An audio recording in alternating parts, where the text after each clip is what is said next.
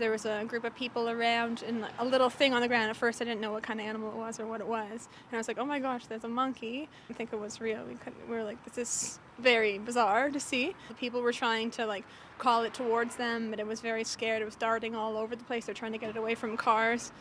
And then it became clear to us that none of the people there were actually the owners. This is so bizarre. Why is there a monkey at Ikea? Like, I never expected to see